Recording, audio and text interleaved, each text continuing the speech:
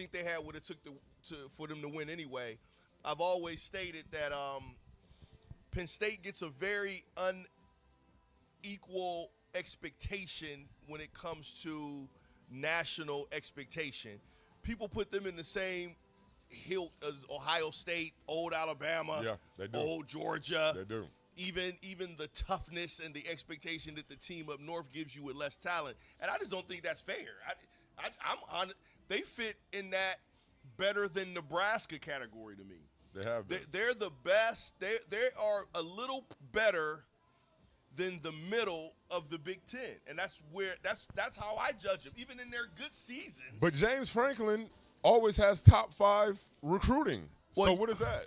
Well, you know me, bro. I'm different. That recruiting thing, bro, and we both done seen it. I done seen supposedly top dudes in the nation come in, look like they've never played football before, and I've seen dudes that you never heard about come in and literally make immediate impacts. I go about what's on the field, and Penn State, up to this point, they had even a couple years that they did do some good things with Ryan Clark, Youngstown, Ohio, Youngstown Ursuline, as a matter of fact, quarterback. He led that team. It wasn't the whole entire thing. I think it's a lot of wins and losses for programs has to do with timing of the entire landscape. I think there's some teams that don't matter. They just good all the goddamn time. Right, absolutely. Penn State is going to be good based upon the landscape, the ups and downs of other teams, and who do they this and this. And that's the honesty. I have no reason to expect them to be dope every single year, and that's just what they put out on the field. I just don't think they even recruit the same way. Coach Franklin came from SEC, and I think he recruited SEC. He did, yeah. You got to run through the Big Ten first. There's a certain level of context, certain level of toughness that even the middle portion of the Big Ten understands, right. And that's why they beat Absolutely. a lot of these other teams outside of conference. So, with that being said, I think they still have, on paper, minus 2 guys. Their number 1 guy on offense, the quarterback, and their number 1 linebacker is hurt too, so he's out. Yeah. You take those 2 out on paper, bro, they're the same team that everybody thought was going to do something. But So- how can you take a perennial Heisman candidate quarterback out? You can plug and play a defensive lineman. If your type wide receiver goes down, even a running back, you can kind of. But your quarterback, the play caller, the scientist on the offense that gets the ball moving, that score points. I mean, the fact that he's gone, he didn't have he wasn't having the season that we expected him to. Heather. But Big to Ben. bring now a Lindsey. Olentangy Liberty guy as a Hometown boy. Yeah, hometown boy quarterback for his second start. It's just that's a lot. And Penn State, like you said, I disagree with the fact of the recruiting because that's what we look at. We look at stars. You get these guys rated. They go to all these camps, rivals. They get 40s when they're in 8th grade. There's so much going on with that NIL. And James Franklin has always boasted well as far as recruiting. He had the number 1 recruiting class a couple years back in the Big Ten. I think number 2 in the country behind Georgia. He does well getting talent, but that development just hasn't There been you there. go. That's the part of the successful program. That's is you the need. development. You gotta have Absolutely. but then you get somebody, James Franklin, and then we talk about one of the biggest tickets of this game. If we have anything to look forward to, we get to talk about this guy. Jim Knowles gets plucked from The Ohio State University after winning a national championship, didn't even go to the parade, didn't even celebrate with his team, just bounced and left, and now he's the highest paid coordinator in the history of college football, talking about I still need all my time to make my defense, and now they're looking this ridiculously is horrible. So, I mean, the fact that Jim Knowles is still there is ridiculous. You're in the camera. Andy's in the camera. Well, let's Andy do don't care. this. Let's take a quick break, and we'll come back and talk about Mr. Franklin and what we both think it means. I think we think it means a little something differently to the success of this game. So let's take a quick break. Pay some bills. And then we're going to come back. TKDNS Sports .TV. Almost. I almost had Hey, listen, .com it's the too. beginning. So It's that's the on me beginning. too. I had .com too. So. We'll be right back.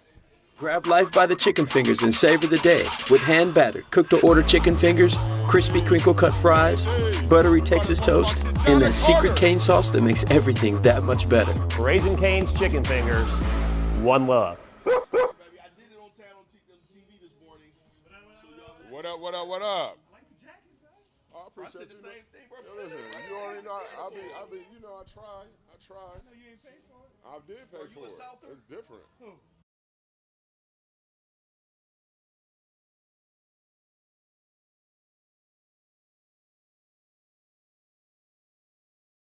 A young man named Scott saved my life 11 years ago. I'm Rick Brown, a grateful kidney and pancreas transplant recipient who lives life every day to honor my donor hero. Pass life on through organ donation at lifeconnection.org. Grab life by the chicken fingers and savor the day with hand-battered, cooked-to-order chicken fingers, crispy crinkle-cut fries, buttery Texas toast, and that secret cane sauce that makes everything that much better. Raising Cane's Chicken Fingers, one love.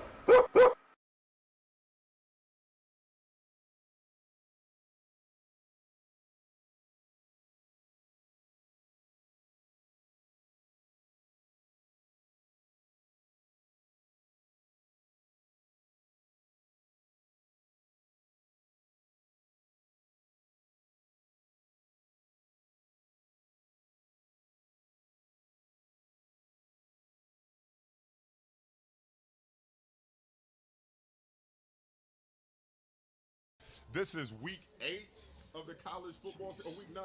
Bro, it was a good old bye, but We've been moving. we moving. 6-7, all that good stuff. God is good. He's the best. We're Hallelujah. at Gallup Park. We appreciate it. We're talking about the richness of being a Buckeye fan. Also, Jim knows James Franklin, that whole debacle up there at Penn State. But they're here in the shoe for big noon game. What you thinking? How you feeling? I think it should be. You know, who knows what other games are out there. But again, I think there's a huge, valid intrigue about this game. Perspective. Everybody thought that our game was going to be with Washington. And I sat here and was like, come on, bro, stop playing. Washington, I don't care what their offense looks like. I don't care. They're not ready yet. We're the pinnacle. We're elite. They can be as good as they want to be. We're elite. Well, I think it's very similar with the Penn State game. We're elite. They have the opportunity to be really good. My only thing is, and you're totally right, when you lose a quarterback that's very meaningful, my only difference is what they were doing with that quarterback wasn't meaningful, right? The things that they could have been doing to be winners with him, they weren't doing it. They weren't going down the field. He wasn't like Tom Brady in the whole thing. He was just there, and he was a guy that they picked nationally to be a Heisman Trophy, whatever, and an NFL guy. He wasn't dominating the landscape of college before he got hurt. So when I look at the new guy coming in, they just need to get him up to par to not necessarily who that guy was, but what they were doing with him on the field. They weren't doing these explosive things on the field with him. We had a very similar notion.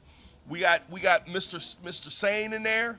He was kind of distributing the ball a little bit, but at some point we opened that thing up. Yeah, definitely. Jesus, we open. So now we're like, oh, that's what he's doing. Right. Who else can do that? Maybe we don't have anybody that can do that. Well, Penn State, they didn't show me that. All they were doing was dinking and dunking. You got the guy from Syracuse, a huge NIL lesson. The grass is, you got to go with great. The grass needs to be green for you. That part. Now go get that cheese. That's different. Yeah, get the but bread. the grass got to be green for you. He left Syracuse. Syracuse is hot. They're nice. They're popular right now. They Bruh, got a losing record too. But he's popular. The new coach is popular. He is, absolutely. He got them cats winning a little bit. Bro, chill out. Get your money. But he wanted to go to Penn State, a bigger school, and we ain't heard nothing from him, bro. Fleming did that last year, too, from Ohio State to God Penn bless State. Fleming. Yeah, and he's we've been going praying through for some him and his family and all of that stuff. Yeah, absolutely. But my whole point is that Penn State didn't do what we haven't seen on the field. That quarterback that's hurt now do all the things we sold he was going to do. So to me, we don't need a new quarterback to come in there and explode on the Penn State scene and do the stuff that the other guy didn't do. It'll be a solid game for them if they're par. I think their thing is not the athleticism, and their team mentally is fractured. They are. Absolutely. They got the same players that balled out the first couple games of the season that everybody thought would come and give a good run. It's the same team, the same two top backs in the country. The one that fell off just a little bit. But, bro, they're the same team, minus the Jim Knowles-ness too, right? That means something totally different. But that's why I think that this Penn State game is going to be a lot tougher than we think. I think that the nuance of the wins and losses has to be considered, as opposed to, man, they just suck now because they lost, about to lose 4 in a row. They're about to lose 5 in a row. They already lost 4 in a row. So, like, the biggest thing, as you mentioned, obviously we're talking about personnel. You know that they have the talent. That's one thing that James Franklin did better than most when it comes down to Happy Valley is that recruitment. But not being able to produce or having coordinators that don't make the team and the players better, and Jim Knowles is just saying a lot. So, again, we started this conversation of the richness of The Ohio State University. Real quick, you know what it reminds me of, Big Doug? I'm going to jump in real quick. Come on, you got it. And we talked about Wisconsin, and this is James Franklin's problem. Instead of hiring coaches and I'm not saying it's easy, so I'm just talking. Right. To hire coaches that's going to make your team better, come in with the tradition of that team. They're trying to be young. They're like the old dude at the club. You know what I'm saying? They're the old dude at the club like Jerome. And then they're trying to be cute and they're trying to be sexy, and it's like, nah. So they're hiring coach. That's what Luke Fick did. Yeah.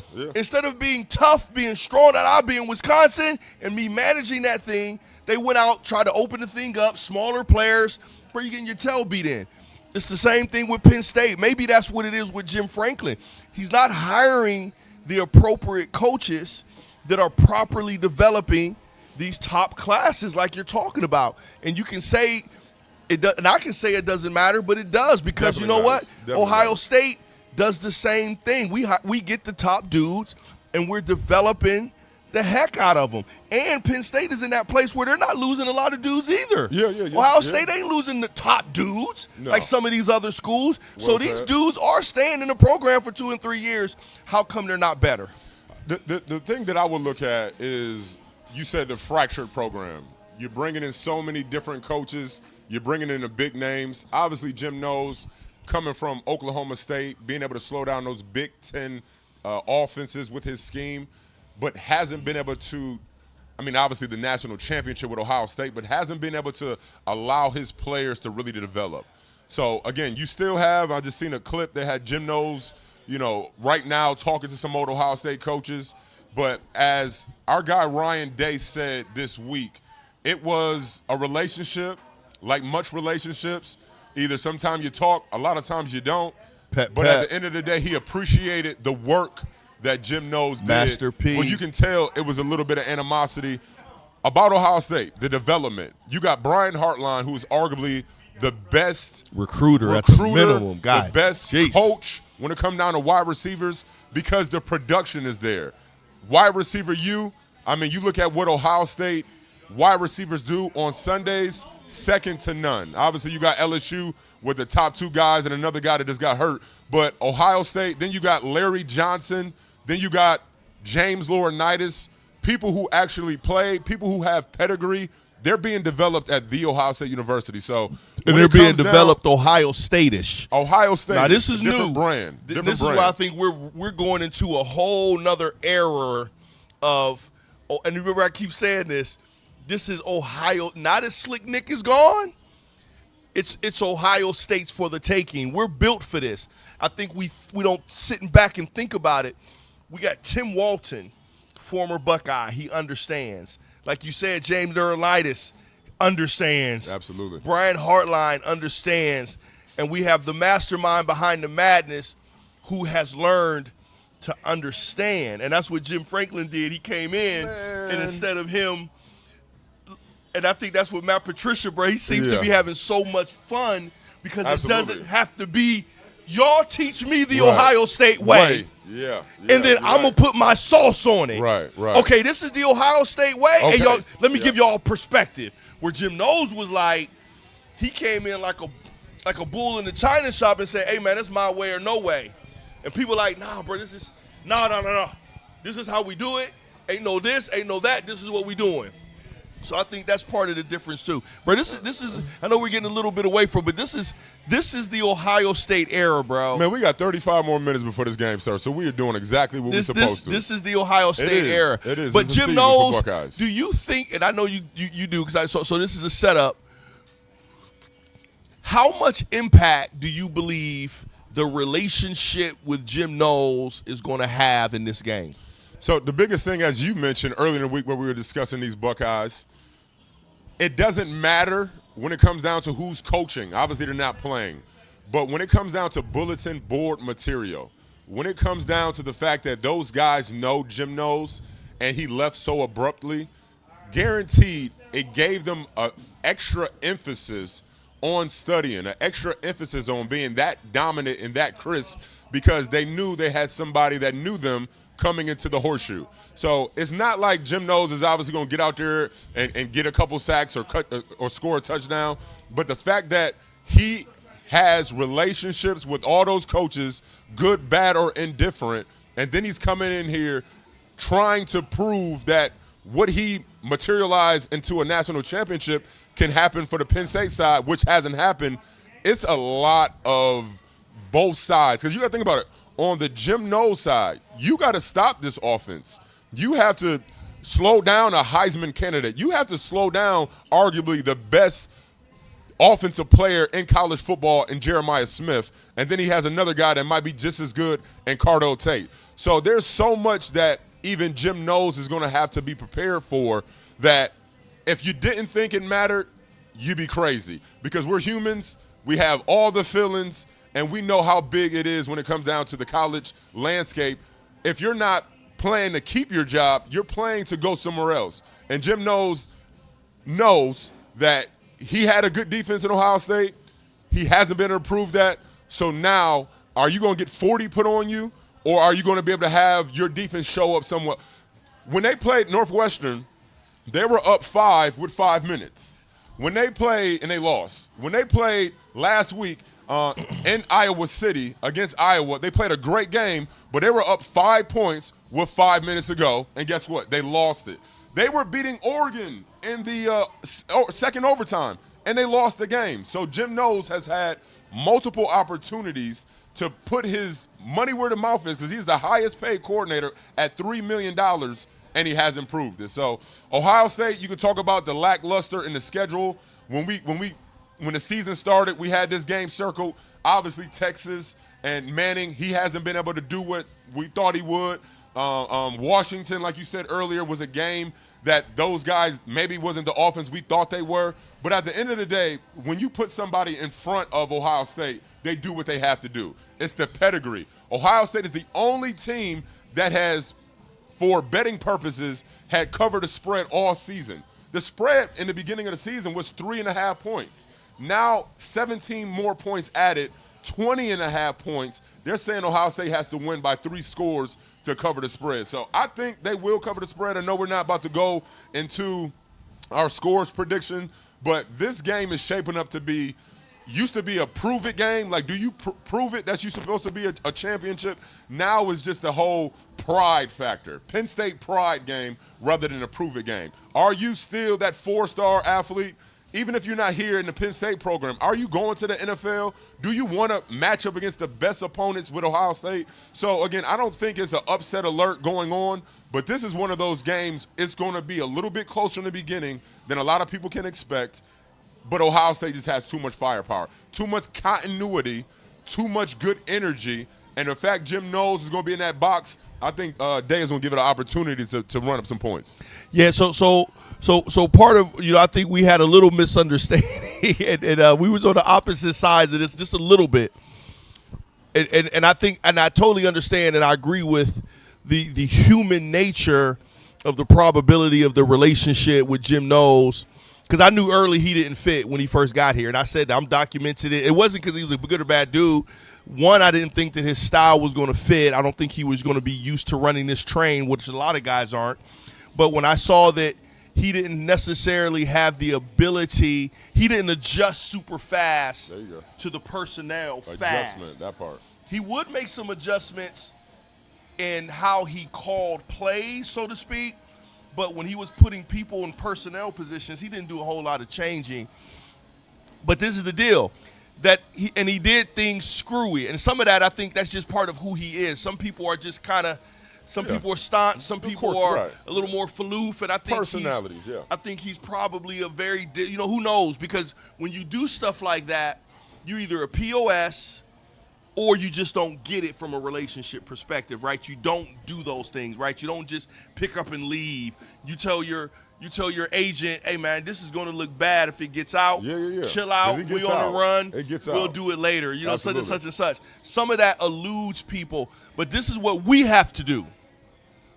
Even though those things are on the table, Coach, they have to make those things not prevalent. Because my thing is, if you make it prevalent, you give them something to fight against with us. We don't need to give them nothing. Coach, you chose the coach. We had him too. They ain't got nothing to do with us no more. That's like that ex-girlfriend. Right. Absolutely. And we feel a certain way. We feel a certain way. But she we don't look bust as good. our ass right. not to let it physically affect us. And that's what we have to do, because if we give power to it, the power has to be addressed. What I'm saying is, everything you're saying is totally right in the human nature of the probability.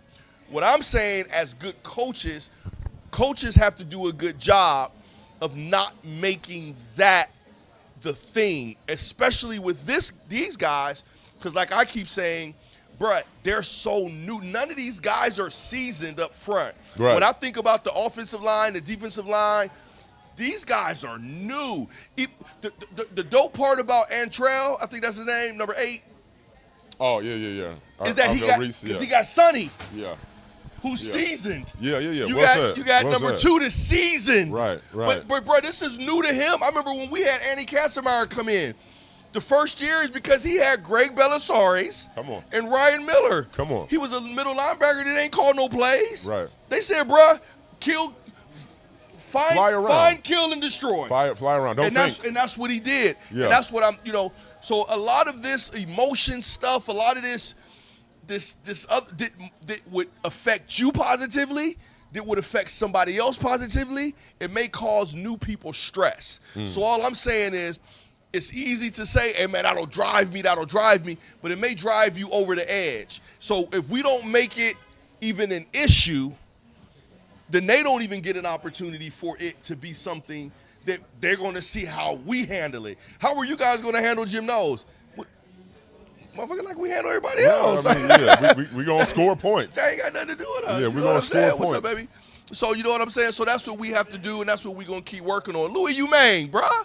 Man. Hey, God is good. We up here at Gallup Park. Friends is walking in. If you're not at the game, you should be at Gallup Park. We are, the seats are filling. The food is great. The vibe is everything. We at TKDSsports.TV. Oh, Second try. Come We're on, gonna baby. pay a couple bills.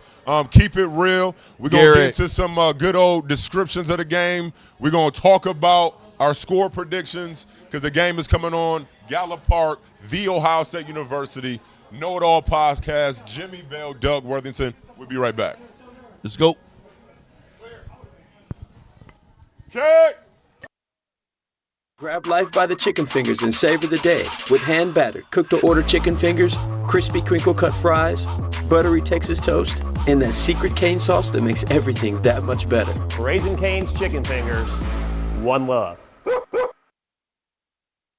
A young man named Scott saved my life 11 years ago. I'm Rick Brown, a grateful kidney and pancreas transplant recipient who lives life every day to honor my donor hero. Pass life on through organ donation at lifeconnection.org. Grab life by the chicken fingers and savor the day with hand-battered, cooked-to-order chicken fingers, crispy crinkle-cut fries, buttery Texas toast, and that secret cane sauce that makes everything that much better. Raising Cane's Chicken Fingers, one love.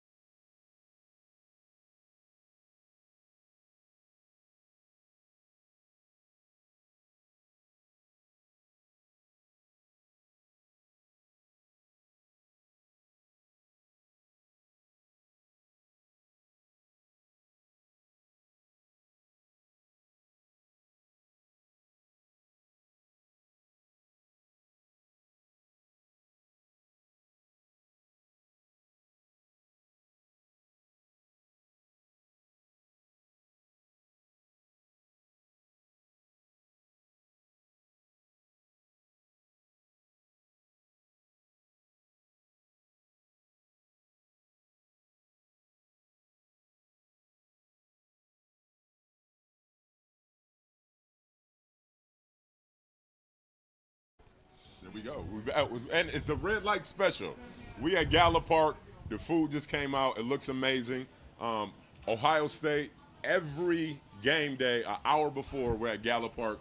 Jimmie Bell, Doug Worthington, blessed to be here talking about these good old Ohio State Buckeyes. And again, when we left off, obviously we're talking about the coaches, the carousel. But, I mean, let's just get back into the meat and potato, right? We are who we think we are, Ohio State Buckeyes. To be able to go ahead and study and look at what's going on, I think one of the biggest stories and the people that's not getting talked about enough is that boy Caden Curry, number 92. He has about like 45 tackles on the season, 10 and a half tackles for loss, 7 sacks, about 3 pass breakups. I mean, he's having some great numbers. Maybe not like Chase Young, Heisman talk years ago, but he's not getting enough love. Larry Johnson puts out D linemen after D linemen. That was one of the biggest question marks on the team. Who was going to be the rushman? Who was going to be able to put pressure on the quarterback? We know the back end. Igbenusa's doing solid, but we know Caleb Downs. We got the star linebackers, but that defensive line is not getting enough love. And I'm going to give a shout-out to Caden Curry, number 92, having a phenomenal season. I feel like he's going to make an impact on this game. What do you feel about you being a D lineman yourself, about just the aura of the battle in the trenches, Penn State versus Ohio State, and what needs to happen to have some formidable success for Penn State?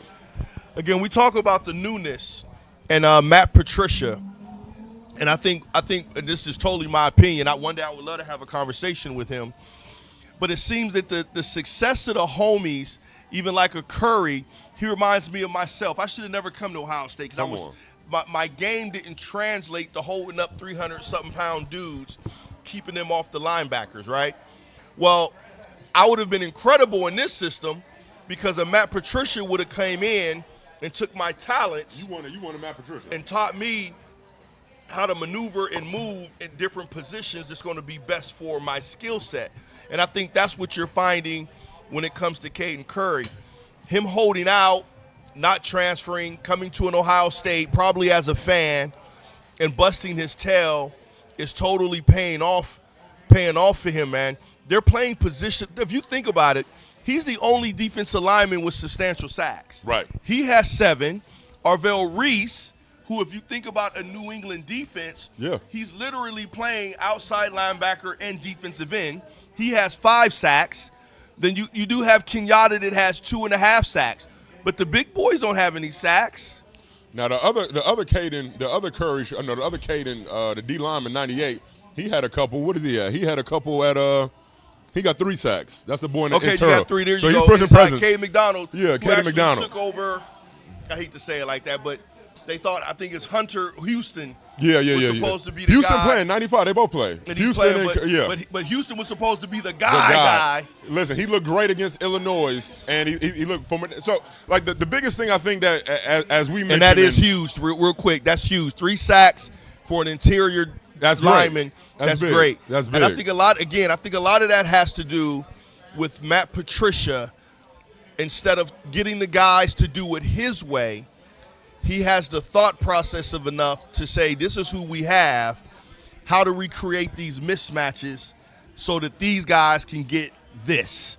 And I think that's the beauty of why when I say on a string, that's what I mean when I watch them play. Yeah. So one thing I have to do that they're going to give today, I think, they're going to run the ball unapologetically. Okay, now Ohio State is going to run the ball. No, Penn State's going to run the ball. We defense eccentric here.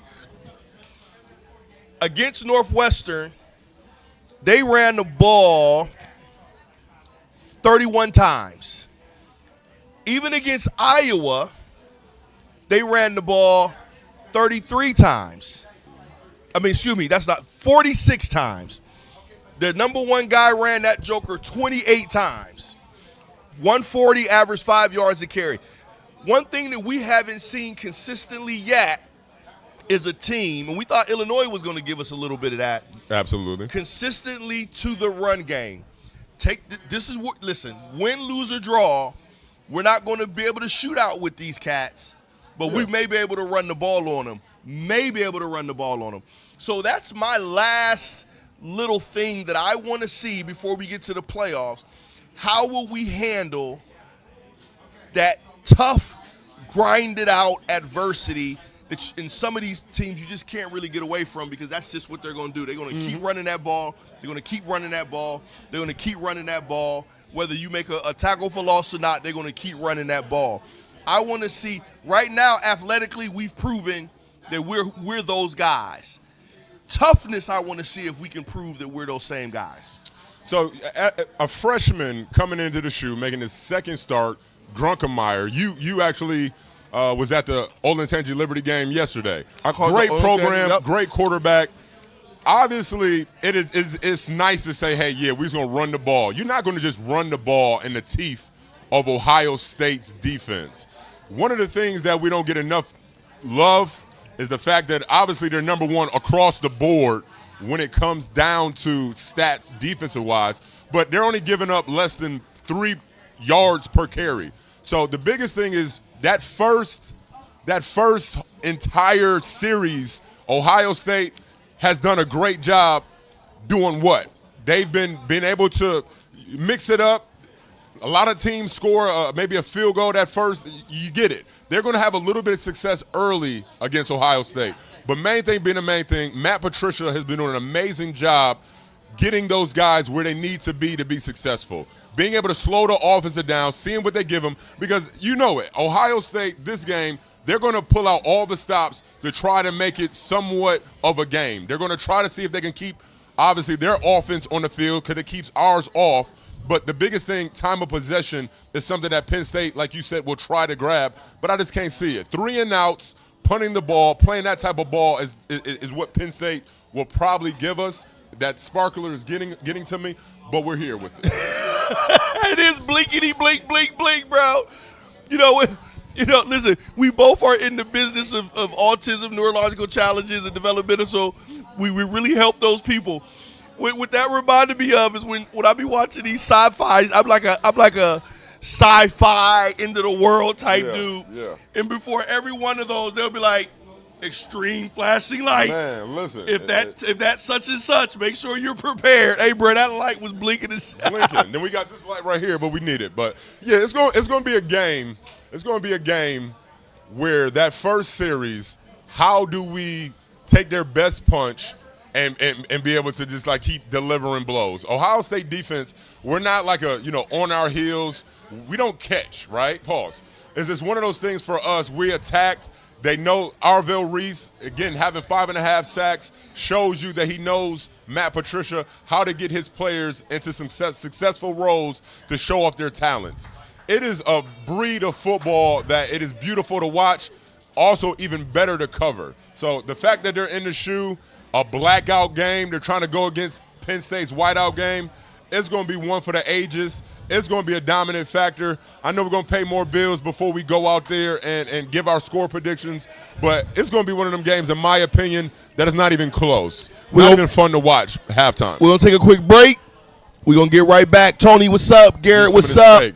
Rob, what's up? TK and DS .TV. Sports. Almost. TKDS Sports. That's why we need reps. That's why we need reps.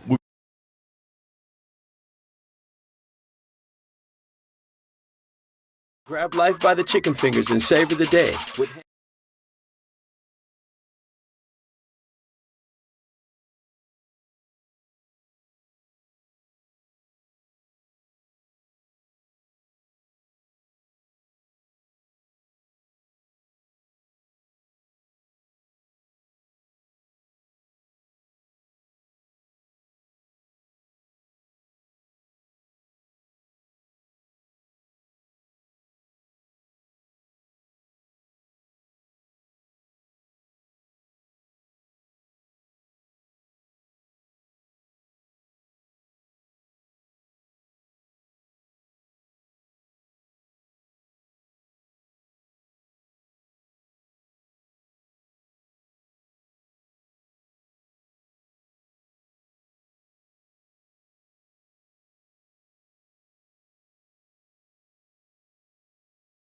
And battered, cooked-to-order chicken fingers, crispy crinkle-cut fries, buttery Texas toast, and that secret cane sauce that makes everything that much better. Raising Cane's Chicken Fingers, one love.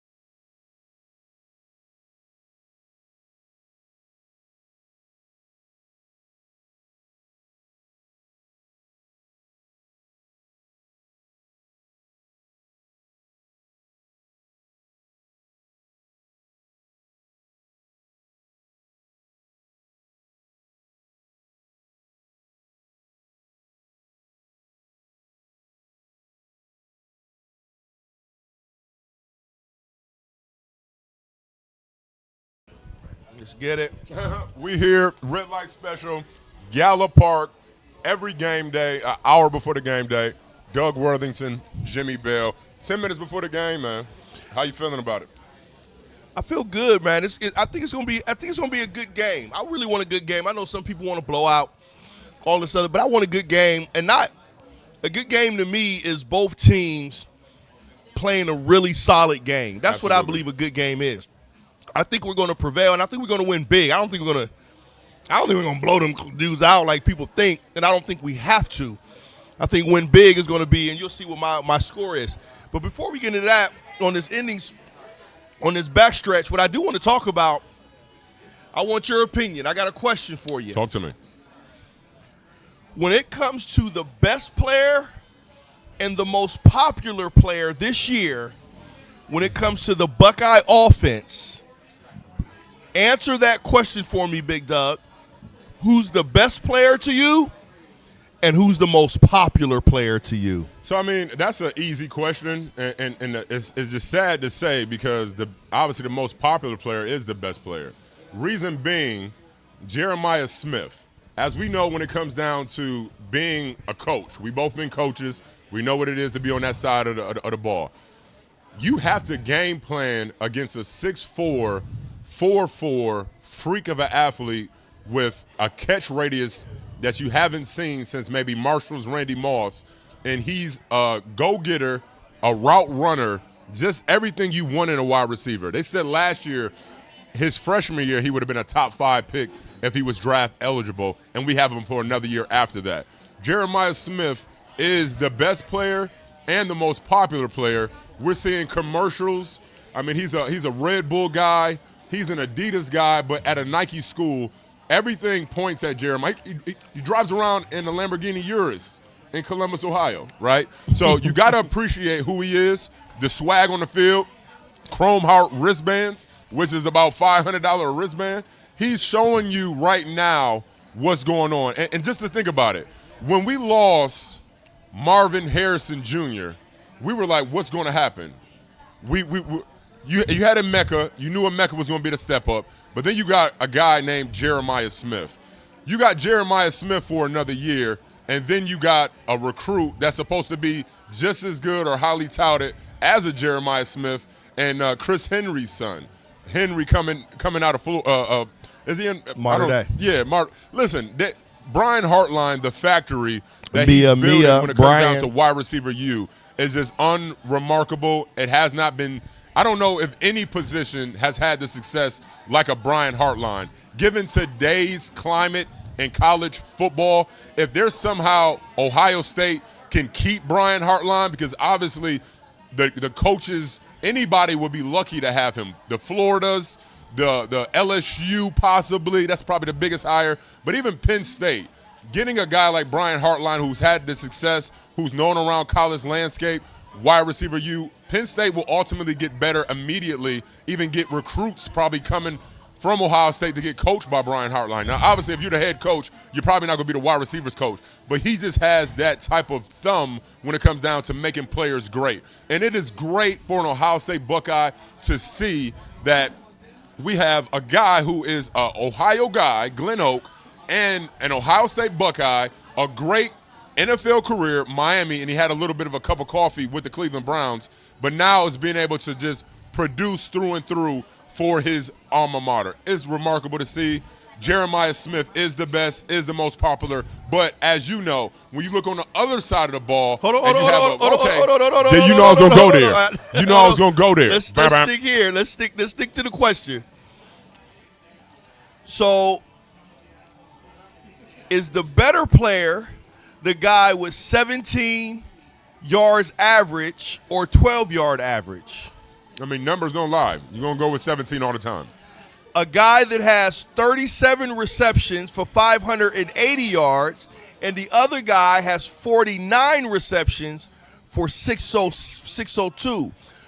One has the 7 touchdowns, the other has 6. So to me, we have a more efficient individual on our team. Yeah.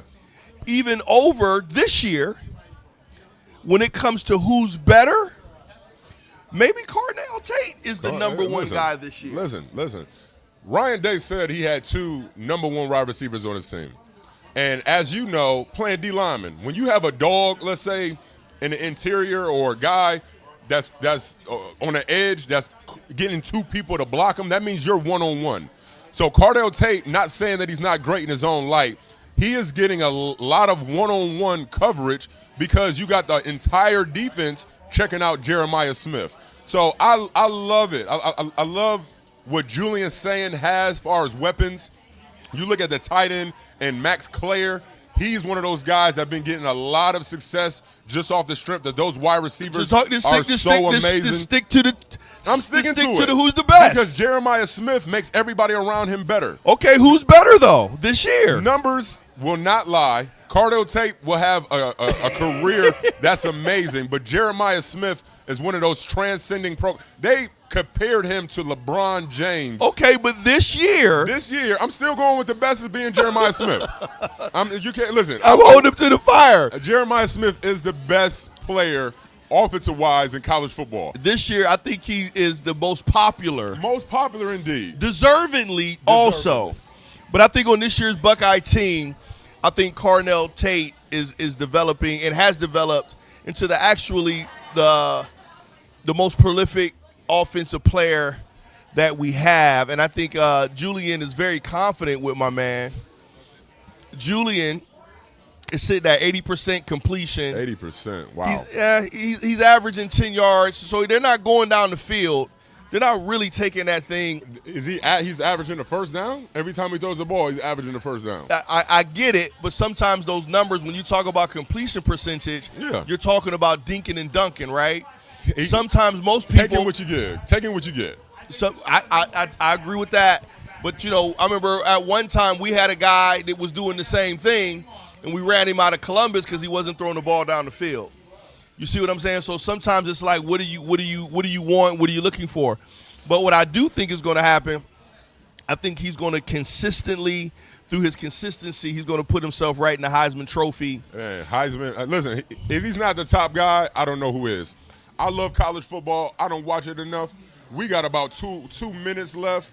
You want to get in these predictions? Go ahead, knock it out. What you got? My feel, again, we're talking about Heisman hopeful, Julian Sayin, 80% completion, 10 yards a pass. That means he's getting a first down every time he throws the ball.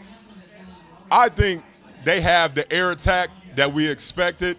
I think he keeps getting better. I think this is one of those Heisman games. I'm giving him 4 scores. I'm giving him 4 scores himself. And 7 years ago. Yeah, 4 scores and 7. 4 scores for Julian Sayin through the air. Also with another couple running with the C.J. Donaldson. Give me one good old Bo Jackson. I think he gets in there. I think Ohio State goes, and I'm doing the math in my head, I think Ohio State goes 45, and I think good old Penn State gets 9 points. Woo, okay. 9 points. I think it's a little bit close to first quarter.